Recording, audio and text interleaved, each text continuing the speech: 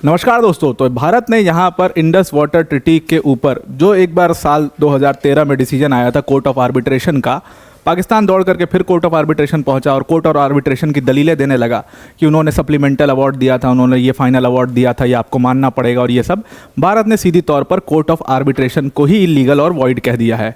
तो भारत की foreign ministry का जो ये स्टेप है, ये बहुत ही ज़्यादा सराहनीय कदम है, क्योंकि हमेशा से ये बात होती रही है। देखो, यूएन गए, यूएन ने पूरी तरीके से पाकिस्तान का साइड लिया।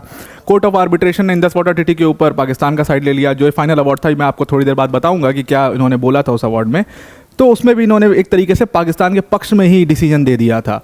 तो इसलिए भारत जो है उसको आज तक मानता आया था, लेकिन आज ये मुंह तोड़ जवाब देना बहुत ज़रूरी था कि हम कोई ये कोर्ट ऑफ आर्बिट्रेशन को नहीं मानते और इंडस वाटर ट्रीटी को भी हम तब तक सस्पेंड रखेंगे जब तक पाकिस्तान गारंटी नहीं लेता कि ये सारे टेररिस्ट अटैक जो है वो बंद होंगे, सारे टेररिस्ट आउटफिट्स बंद होंगे पाकिस्तान के अंदर। तो एकदम स्ट्रॉन्ग रिप्लाई यहाँ पर भारत ने दे दिया है। तो डिस्कशन करते हैं पूरा डिटेल में, पर वीडियो में आगे जाने से पहले एक छोटी सी अनाउंसमेंट अनअकैडमी टीम की तरफ से कि अनअकैडमी यूपीएससी समिट होने वाला है 5 और 6 जुलाई को। इस पूरे समिट के अंदर कई सारे टॉपिक्स के ऊपर डिस्कशन होंगे। यूपीएससी से रिलेटेड आपकी प्रिपरेशन अप्रोच के ऊपर डिस्कशन होगा।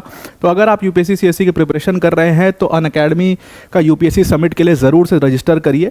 इसमें आपकी टॉप फैकल्टीज़ तो होंगी ही डिस्कशन में, पर उसके साथ साथ कई सारी फेमस पर्सनालिटीज़ भी इस यूपीएससी समिट में आ रही होंगी। उनके साथ आपके मेंटोर्स, रैंकर्स, ये सब लोग सेशन इस पूरे यूपीएससी समिट में लेंगे। डिस्क्रिप्शन में इसकी लिंक हमने दे दी, उस पर क्लिक करके आप इस बैच को, आप यूपीएससी समिट को ज्वाइन कर सकते हैं। फ्री है सबके लिए, ज़रूर से ज़रूर आप इसका लाभ उठाइए। अब आते हैं भारत के जवाब के ऊपर। तो भारत ने सप्लीमेंटल अवार्ड को सीधे तौर पर नकार दिया है, कोर्ट ऑफ आर्बिट्रेशन को सीधे तौर पर नकार दिया। उन्होंने कहा है कि ऐसे कोई भी कोर्ट ऑफ आर्बिट्रेशन को कोई भी उठ के चला आएगा और हमारे मैटर में बोलने लगेगा तो हम उसको नहीं मानेंगे। और इंडिया की फॉरेन मिनिस्ट्री ने इसको स्टेटमेंट दिया है, 5 पॉइंट स्टेटमेंट इस पर निकाला गया है। और सबसे पहली चीज़ ये है कि जो हमारी इंडस वाटर ट्रीटी है वो अभी सस्पेंड ही रहेगी, उसके ऊपर हम पुनः विचार ही नहीं करेंगे जब तक कि पाकिस्तान उसकी गारंटी नहीं लेता है कि वो सारे टेरर आउटफिट्स को ख़त्म कराएगा। दूसरी बात ये है कि इस 5 पॉइंट स्टेटमेंट में हमने बात करी है ये कोर्ट ऑफ आर्बिट्रेशन की। अब देखो, ये कोर्ट ऑफ आर्बिट्रेशन की कहानी क्या है थोड़ी समझ लेते हैं। हुआ क्या था, इंडस वाटर ट्रीटी हो गई थी, उसके बाद सारा कुछ चल रहा था। 2010 में एक और इशू हुआ था किशन गंगा वाटर प्रोजेक्ट को लेकर के। किशन गंगा डैम प्रोजेक्ट जो बन रहा था उसको लेकर के पाकिस्तान जो है दौड़ करके पहुंच गया कोर्ट ऑफ आर्बिट्रेशन के पास कि भारत जो है वो परमानेंट सेटलमेंट कर रहा है, परमानेंटली ये डैम बना रहा है, जिससे हमारे जो इंटरेस्ट है वो अंडरमाइन होंगे और दुनिया भर की बातें थी। तो किशन गंगा डैम प्रोजेक्ट को लेकर के इशू शुरू हुआ और इसमें पाकिस्तान जब कोर्ट ऑफ आर्बिट्रेशन के पास गया तो कोर्ट ऑफ आर्बिट्रेशन के पास क्लेमेंट पाकिस्तान था और रिस्पोंडेंट भारत था। दोनों पार्टियों ने अपने अपने पक्ष रखे। भारत ने भी अपना पक्ष रखा कि ये तो हमारी परमानेंट ज़मीन है, ये हम परमानेंट सेटलमेंट इसके ऊपर कर सकते हैं, ये तो पूरी रिवर जो है वो हमारे यहाँ पर फ्लो हो रही है, इतना परसेंट हमारे यहाँ फ्लो होती है, सब कुछ प्रूफ रखा गया उसमें। लेकिन वहाँ पर कोर्ट ऑफ आर्बिट्रेशन ने जब अपना फाइनल अवार्ड दिया और अपना सप्लीमेंटल अवार्ड दिया, दोनों में ही उसने पाकिस्तान का पक्ष लिया और अपने फाइनल ऑर्डर जो उन्होंने दिया उस फाइनल ऑर्डर में उन्होंने कहा कि भारत जो है वो किसी भी तरीके का अभी जो काम चल रहा है वो चल सकता है, लेकिन उसमें एक सी क्लॉज उन्होंने डाल दिया कि इस सी क्लॉज के तहत आप कोई भी परमानेंट काम वहाँ पर नहीं करा सकते, आप कोई भी परमानेंट सेटलमेंट वहाँ पर नहीं कर सकते, आप कोई भी परमानेंट कंस्ट्रक्शन वहाँ पर नहीं कर सकते। और इसलिए भारत का जो किशन गंगा प्रोजेक्ट था वो जिस लेवल का हम बनाना चाहते थे, जितना बड़ा हम बनाना चाहते थे, वो बीच में रुक गया। अब क्या है कि पाकिस्तान इसी चीज़ को लेकर के बार बार क्लेम करता रहता है कि भारत ये नहीं कर सकता, भारत वो नहीं कर सकता। अब जब हमने इंडस वाटर ट्रीटी को ही पूरी तरीके से सस्पेंड कर दिया है तो दूसरी तरफ हमने किशन गंगा प्रोजेक्ट भाई हम बनाएंगे ही, ऑब्वियस सी बात है, तो हमने उसको भी शुरुआत कर दी है। और हम किशन गंगा प्रोजेक्ट पर जो ये कोर्ट ऑफ आर्बिट्रेशन का नियम था उसको भी मानने से हमने इनकार कर दिया है।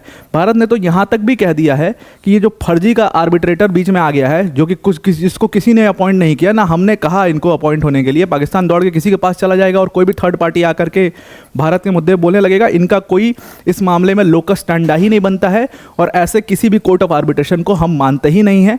और हम इंडस वाटर ट्रीटी के ऊपर अगर आपको बात करनी है तो पाकिस्तान डायरेक्ट भारत से बात करे। और सीधी बात यह है कि इंडस वाटर ट्रीटी अभी सस्पेंड रहेगी, क्योंकि जितने भी टेररिस्ट अटैक भारत में हुए हैं, पहलगाम टेररिस्ट अटैक, उसको हमने सस्पेंड किया है। और पाकिस्तान जब तक भारत की सोवरेनिटी को रिस्पेक्ट नहीं करेगा, भारत इंटरनेशनल लॉ के तहत भी भारत एक सोवरेन कंट्री है और अपनी सोवरेनिटी को बचाने के लिए वो ऐसे डिसीजंस ले सकती है। तो पाकिस्तान को कहीं ना कहीं यहाँ पर अपने जो टेररिस्ट आउटफिट्स हैं उनको ख़त्म करना पड़ेगा, तब जाकर के इंडस वाटर ट्रीटी पर बात भी होगी। तो ये जो परमानेंट सेटलमेंट चल रहा है और ये सब चल रहा है, इसको आप बिल्कुल भी रोक नहीं सकते हो। और ये जो सो कॉल्ड आर्बिट्रेशन है, कोर्ट ऑफ आर्बिट्रेशन है, इस ऐसे कोर्ट ऑफ आर्बिट्रेशन की बात हम मानते ही नहीं हैं, ठीक है। और इसको हम अपने आइज़ ऑफ लॉ में कुछ समझते भी नहीं हैं ऐसे कोर्ट ऑफ आर्बिट्रेशंस को। ये सब फर्जी कोई भी आकर के बीच में आर्बिट्रेटर बन जाता है और कुछ भी करने लगता है और कुछ भी भारत के मुद्दे पे बोलने लगता है। ऐसे आर्बिट्रेटर को हम अपनी आइज़ ऑफ लॉ में कुछ भी नहीं समझते, इनकी कोई लीगल बैकिंग नहीं है। और यहाँ पर भारत ने पहले भी इस चीज़ को बहुत बार कह दिया है, यूएन के भी फैसले को इनफैक्ट भारत ने कह दिया था कि भारत और पाकिस्तान के बीच में कोई थर्ड पार्टी का फैसला बिल्कुल भी नहीं माना जाएगा, हम इसकी रिस्पेक्ट बिल्कुल नहीं करेंगे। यूएस, यूके, कोई भी कंट्री अगर भारत पाकिस्तान के बीच में थर्ड पार्टी की तरह बोलती है, हम उनको कुछ नहीं समझेंगे। तो ये खैर पूरा मतलब सो कॉल्ड आर्बिट्रेशन, जो कोर्ट ऑफ आर्बिट्रेशन की बेइज्जती है, अब वो पूरी तरीके से यहाँ पर कर दी गई है। वो देश जो कि एक टेररिज्म का एपिसेंटर बना हुआ है, उसको बचाने के लिए आई डोंट नो व्हाई पूरी मतलब इंटरनेशनल ऑर्गेनाइजेशन पूरी लगी रहती है। और आपको पता है कि इसमें किसके इंटरेस्ट हैं, किसको फ़ायदा हो रहा है। ऑब्वियस सी बात है इसमें यूएस के इंटरेस्ट है। ऑब्वियस सी बात है यूएस के कई सारे बिजनेसमैन को बहुत फ़ायदा है पाकिस्तान से। ऑब्वियस सी बात है चाइनीज़ बिजनेसमैन, चाइनीज़ कंपनीज़ को बहुत फ़ायदा पाकिस्तान से। तो वो अपना पूरा इंटरनेशनल ऑर्गेनाइजेशंस के माध्यम से अपनी पूरी ताकत लगाने की कोशिश करते हैं। तो आई आपको पूरा आर्टिकल समझ में आ गया होगा।